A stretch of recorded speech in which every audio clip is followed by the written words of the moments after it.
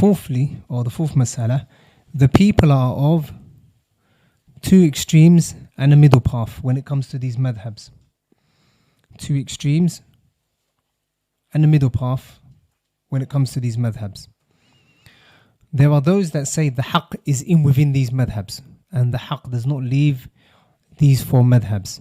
And they are the blind followers, the muqallida, the muta'assiba.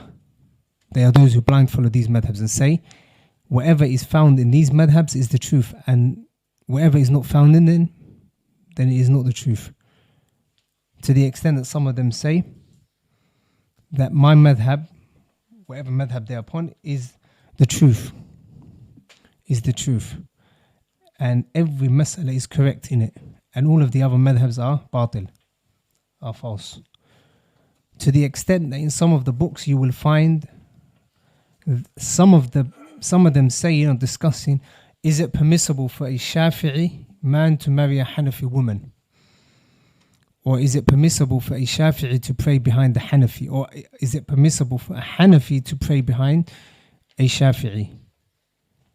That question only arises when a person is muta'assib, or he has ta'assub for a certain madhab. He blind follows a certain madhab. To the extent that some of them said, أنا حنبلي ما حييت وإن أموت فوصيتي للناس أن يتحنبلوا. I am a Hanbali.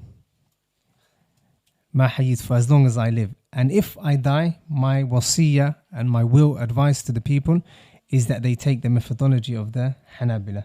And then another one would say, فوصيتي للناس أن يتشفعوا. My wasiyah to the people is that they accept the Hanbali, the Shafi'i madhab. So that's one extreme.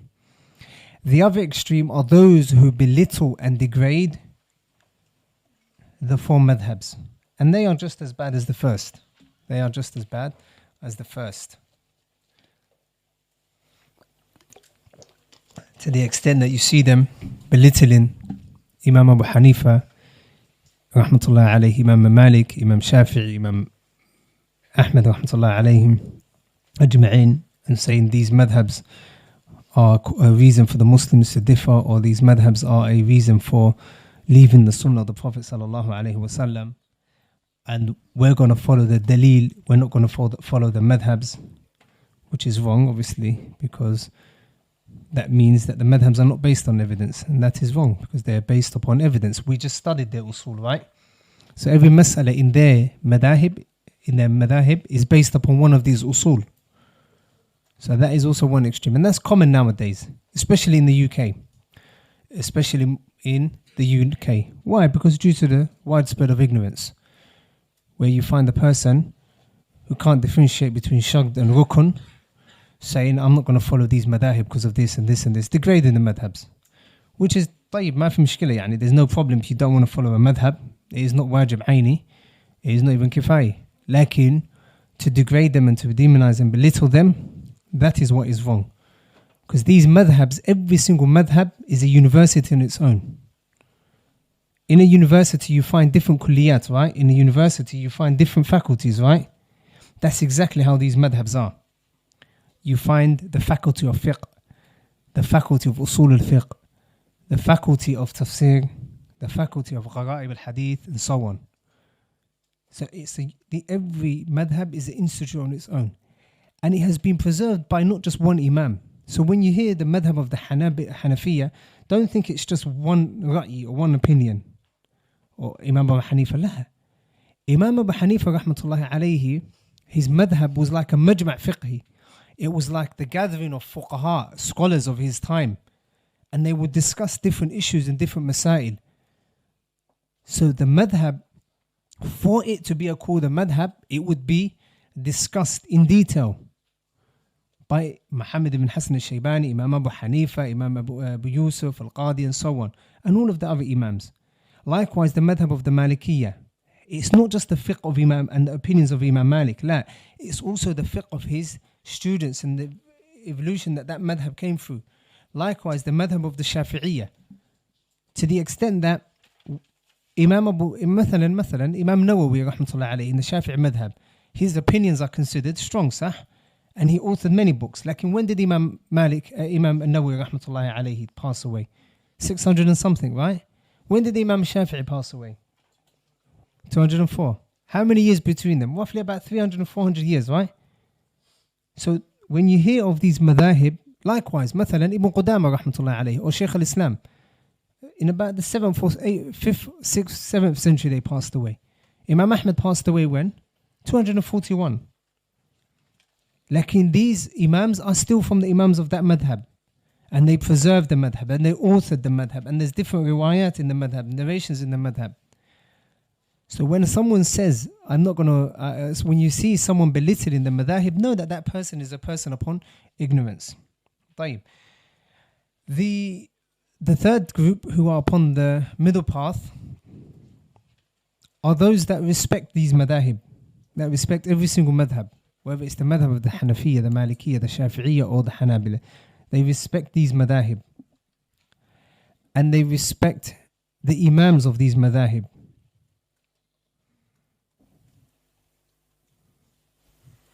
And if the madhab is upon, in any one mas'ala, if it's upon the haqq, then alhamdulillah fabiha wa ni'mah. They accept it and take it on board.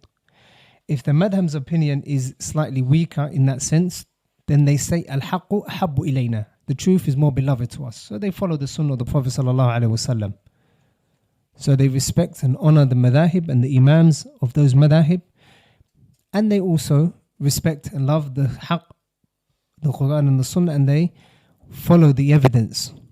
If it's with the madhab, then they follow it. If it is not with the madhab, then they follow the opposite. And Imam Shaykh al-Islam ibn Taymiyyah rahmatullahi alayhi, a Qaadi came to him, a judge, a Hanafi judge. He came to him and he said to him, I want to leave my madhab because the people say that there are a lot of weak ahadith in this madhab. And he said to him, make the three madhahib ala thalathati aqsam, the masail of the madhab, make it into three aqsam, three sections. When you look in your madhab and you look at the masail in general, it's one of three. Number one, that your madhab is upon the haqq. When you look at the mas'ala, that your madhab is closer to the Quran and the Sunnah. If that is the case, then follow your madhab. That's number one. صح? فهمتم? Understood? طيب. If you look at the mas'ala, if the truth is in accordance with your madhab, then follow your madhab. There's no need to leave your madhab. Secondly, if your madhab opposes the clear-cut sunnah, Quran and Sunnah, in that case, leave the madhab and follow the sunnah. Thirdly, in the third type of masail, is if your madhab is if it is ijtihadi, yani when you look at the evidences, you can say that this is the stronger opinion and this is the stronger opinion. In these masail that ijtihadi that you can give or take the one that is closer to the sunnah, make your own ijtihad, because you're a Qaadi, you're alim, make your own ijtihad. فبها ونعم خلاص. So we see from there that there is not a mas'ala except you will find a madhab upon it. So for example, those people that say we're going to follow the dalil and we're not going to follow the madhahib. مثلا, let's say any one mas'ala, مثلا لحم الإبل, the meat of the camel, it breaks the wudu. طيب. If a person says, La, I'm not going to follow the madhahib, I'm not going to follow the madhabs, I'm only going to follow the dalil, what's he going to do? He's going to follow the hadith that says that make wudu from the camel's meat, right? He's going to follow that. Right. However, in the madhab of the Hanabila, you have to make wudu from the camel's meat. It breaks your wudu. Is that understood? So this person who's claiming to follow the dalil, in reality, he's also followed the what? The Hanbali madhab. So in these masail, when you look, anyone that looks in the books of fiqh, looks through the books of fiqh, especially those books that deal with the khilaf and fiqh muqaran, comparative fiqh, sometimes you will find that this opinion, the Hanafiya and the Shafi'iyya are upon, and this opinion, the Malikiyya and the Hanabila. In another mas'ala, you will find that the Shafi'iyya are upon this opinion and the Jumhur, the Malikiyya, the Hanabila and the Hanafiyya on this opinion. Come another mas'ala, you will find that Hanafiyya are upon this opinion and the other three are upon one. Come another masala, you will find the Malikiyah upon one opinion, the other three are on one opinion. So in all of the masail of fiqh, there's always going to be a madhab that is upon the truth. That is upon the truth.